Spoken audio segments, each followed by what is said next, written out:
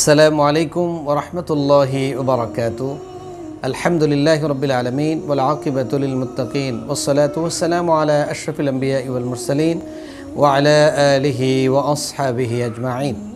প্রিয় ভাই এবং বোনেরা, আমরা আজকে আলোচনা করব সাম্প্রতিক এই পরিস্থিতিতে যখন মুহাম্মদ রাসূলুল্লাহ সাল্লাল্লাহু আলাইহি ওয়াসাল্লাতুস সালামকে গালি দেওয়া হচ্ছে এবং তার বিরুদ্ধে ব্যঙ্গচিত্র প্রদর্শন করা হচ্ছে, এই পরিস্থিতিতে আমরা মুসলমান হিসাবে, রসুলের উম্মাহ হিসাবে আমাদের করণীয় কি, এ ব্যাপারে আমরা আলোচনা করব। নাম্বার 1, আমাদের করণীয় হলো যে আমরা মুসলমান হিসাবে গোটা পৃথিবীর চতুর্দিক থেকে আমরা আওয়াজ তুলতে হবে। আমরা আমাদের সাধ্যাতীত প্রতিবাদ চালিয়ে যেতে হবে। যাদের সুযোগ আছে যেভাবে আমরা প্রতিবাদ করব, ঐক্যবদ্ধভাবে আমরা সুর তুলতে হবে এবং আমরা প্রতিবাদ করতে হবে। এটা হচ্ছে ইমানের দাবি। কারণ রাসূল বলেছেন, মান রাআ মিনকুম মুনকারান ফালইয়ুগাইয়িরহু বিয়াদিহি ফাইন লাম ইস্তাতি' ফাবিলিসানি ফাইন লাম ইস্তাতি' ফাবিকলবি ওয়া যালিকা আযআফুল ঈমান। পারলে হাত দিয়ে, শক্তি দিয়ে, অথবা তার এরপরেও যদি না পারি তাহলে আমরা মুখ দিয়ে প্রতিবাদ করব। তাও যদি না পারি তা আমরা অন্তর দিয়ে ঘৃণা করব। এটাই হচ্ছে ঈমানের সর্বনিম্ন শাখা। আমরা প্রতিবাদ চালিয়ে যেতে হবে আমাদের প্রত্যেকের অবস্থান থেকে। 2 নাম্বার যেটা করতে হবে সেটা হলো জাতিকে সতর্ক করতে হবে। দলমত নির্বিশেষে সকল জাতিকে এই মর্মে সতর্ক করতে হবে যে বিশ্বনবী মুহাম্মদ রাসূলুল্লাহ সাল্লাল্লাহু আলাইহি সাল্লাম তিনি শুধু মুসলমানদের জন্য প্রেরিত হননি, তিনি সমস্ত মানুষের জন্য রহমত হিসাবে প্রেরিত হয়েছিলেন।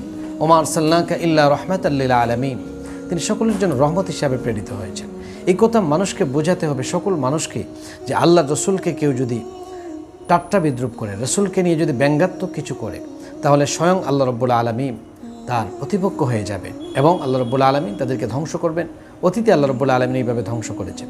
অন্যান্য নবী রাসূলের সাথে যারা এরকম করেছে আল্লাহ রাব্বুল আলামিন তাদেরকে ধ্বংস করেছেন। একথা সবাইকে বুঝিয়ে দিতে হবে। আল্লাহ রাব্বুল আলামিন কোরআনে বলছেন, ওয়ালাকাদ ইসতুহজিআ বিরুসুলিম মিন ক্বাবলিক ফাহাকা বিল্লাযীনা সাখিরু মিনহুম মা কানু বিহি ইস্তাহজিউন।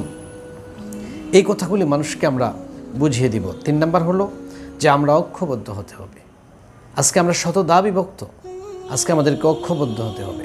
সকল মুসলমান জাতিবদ্ধ আমরা পৃথিবীর ভৌগোলিক দিক থেকে যে যেখানে আছি, মুসলিম হিসাবে আমরা সকলে এক, আমরা সকলে ঐক্যবদ্ধ হতে হবে। আমরা যদি ঐক্যবদ্ধ থাকি অবশ্যই তারা কখনো আমাদের কোনো ক্ষতি করতে পারবে না। কারণ আল্লাহ রাব্বুল আলামিন আমাদেরকে সতর্ক করে বলছেন সূরা ইমরানের 105 নম্বর আয়াত, ওয়ালা তাকুনু কাল্লাযীনা তাফাররাকু ওয়াখতালাফু মিন বা'দি মা জাআহুমুল বায়িনাত। তোমরা তাদের মতো হয়ো না যারা নিদর্শন আসার পরেও তাদের কাছে তারা শতদা বিভক্ত হয়ে গিয়েছিল। তোমরা তাদের মতো হয় না। উলাইকা লাহুম আযাবুন আযীম।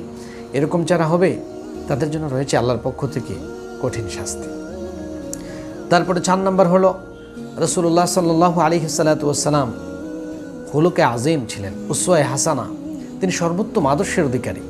এই আদর্শটা সমস্ত মানুষের কাছে পৌঁছে দিতে হবে। আল্লাহ নবী সাল্লাল্লাহু আলাইহি ওয়াসাল্লাম দয়ার নবী ছিলেন। তার আদর্শ ছিল সকলের জন্য অনুসরণীয়, অনুকরণীয়। তিনি সকলকে ক্ষমা করে দিতেন। কোনো মানুষের কষ্ট তিনি বরদাস্ত করতে পারতেন না। কোনো মানব জাতির কষ্ট হলে তার কষ্ট লাগতো। আল্লাহ রাব্বুল আলামিন বলছেন, লাকাদ জাআকুম রাসূলুম মিন আনফুসিকুম আযীযুন আলাইহি মা আনিতুম হারিসুন আলাইকুম বিল মুমিনিনা রাউফুর রহিম। রাসূলের এই আদর্শগুলো আমরা অকপটে মানুষের কাছে বলবো। এবং আল্লাহর নবী তো বলেই দিয়েছেন, বাল্লিগু আন্নী ওয়ালাউ আয়া, আমার কাছ থেকে একটি আয়াতও জানা থাকলে তোমরা মানুষের কাছে পৌঁছিয়ে দাও। তারপরে 5 নম্বর হলো কটূক্তি যারা করবে, রাসূলের বিরুদ্ধে যাদের অবস্থান হবে, সে যেই হোক না কেন, আমরা তাকে ভালোবাসবো না, আমরা তাকে ঘৃণা করব। হৃদয় মন থেকে সকল ঘৃণা তার জন্য প্রকাশ করব। আমরা তাকে অবশ্যই ঘৃণা করব। কারণ আল্লাহ রাব্বুল আলামিন সূরা মুজাদালার 22 নম্বর আয়াতে বলছেন, লা তাজিদু কওমান ইউমিনুনা বিল্লাহি ওয়াল ইয়াউমিল আখির ইউআদ্দুনা মান হাদ্দাল্লাহা ওয়া রাসূলাহু ওয়ালাউ কানু আবাহুম আও আবনাহুম আও ইখওয়ানাহুম। আপনি কখনো তাদেরকে, ঈমানদারদেরকে পাবেন না যে আল্লাহ রসুলের সাথে যারা বিরোধিতা করে তাদের সাথে তারা কখনো বন্ধুত্ব করবে না, তাদেরকে কখনো ভালোবাসবে না তারা, যদিও সে তার পিতা হোক। ওয়ালাউ কান আবাহুম, যদিও ওয়ালাউ কানু আবাহুম তাদের পিতাও যদি হয়, আও আবনাহুম তাদের সন্তানাদি হয়, আও আশিরাতাহুম তাদের আত্মীয় স্বজন ও যদি হয়, তারা যদি রসুলের বিরুদ্ধে চলে যায় তারপরে তারা তাদেরকে ভালোবাসবে না, তাদের পক্ষ গ্রহণ করবে না। সর্বোপরি 5 নম্বর হলো আমরা যেটা করব সেটা হলো আল্লাহর কাছে বেশি বেশি করে ক্ষমা প্রার্থনা করতে হবে। কারণ এই গজব রাসূলের বিরুদ্ধে যারাই অবস্থান গ্রহণ করবে, গজব আসলে পরে শুধু ফ্রান্সে আসবে না, সকলকেই গজব পেয়ে যাবে। এই জন্য আল্লাহর কাছে বেশি বেশি করে আমরা ক্ষমা প্রার্থনা করতে হবে। এবং গুরুত্বপূর্ণ যে বিষয় সেটা হলো, গোটা পৃথিবীর প্রত্যেকটি দেশে এক টুকরো ফ্রান্স আছে, অর্থাৎ ফ্রান্সের দূতাবাস আছে। আমরা দূতাবাসগুলি ঘেরাও করতে পারি, ঘেরাও কর্মসূচি দিতে পারি, আমরা অবস্থান কর্মসূচি গ্রহণ করতে পারি। এবং গোটা পৃথিবীতে একসাথে যদি দূতাবাসগুলি ঘেরাও করা হয় এবং আওয়াজ ওঠে, অবশ্যই তাদের টনক নড়বে এবং তারা এখান থেকে ফিরে আসবে। এবং যে কাজটা করতে হবে, আমরা তাদের পণ্য যেগুলি এখনও আমদানি হয় নাই বাংলাদেশে, নতুন করে সকল মুসলিম রাষ্ট্রগুলি ঘোষণা দিয়ে তাদের পণ্য বর্জন করতে হবে। এটা তাদের উপর অনেক বড় আঘাত আসবে। সর্বোপরি আমরা বিভিন্ন ব্লগ আছে, টুইটার আছে, এগুলোতে আমরা লেখালেখি করব। বিশেষ করে একাত্তর সাইবার 71 নামে একটা গ্রুপ আছে, তারা সাইবার আক্রমণ করেছে। এরকম আমরা বিভিন্নভাবে আমরা এর প্রতিবাদ করতে পারি, প্রতিবাদ জানাতে পারি।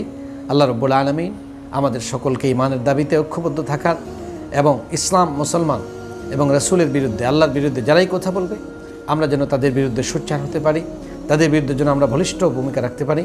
আল্লাহ রাব্বুল আলামিন আমাদের সকলকে কবুল করুক। আসসালামু আলাইকুম ওয়া রাহমাতুল্লাহি ওয়া বারাকাতুহু।